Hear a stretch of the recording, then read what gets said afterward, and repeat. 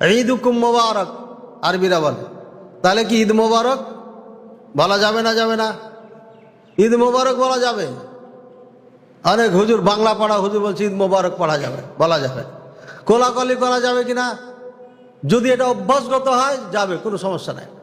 আর যদি এটা দিন মনে করে, সুন্নাত মনে করে যে ঈদ মোবারক বলা সুন্নাত, তখন এটা বেদাত হবে। যদি দিন মনে করে তাহলে বেদাত। এমনি দোয়া এটা, ঈদ মোবারক মানে কি ঈদ তোমার বরকতময় হোক, এটা একটা দোয়া। কাজে এটা বেদাত যারা বলেছে বাংলা পড়ার কারণে।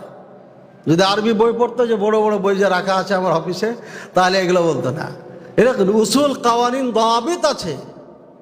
হ্যাঁ, এইগুলো যখন একটা টিচারের কাছে, যোগ্য টিচারের কাছে যখন পড়বে, বসে বসে শুনতে শুনতে শুনতে এমন একটা অভিজ্ঞতা হয়ে যাবে, তুমি ইসলামাবাদ নিজে করতে পারবে।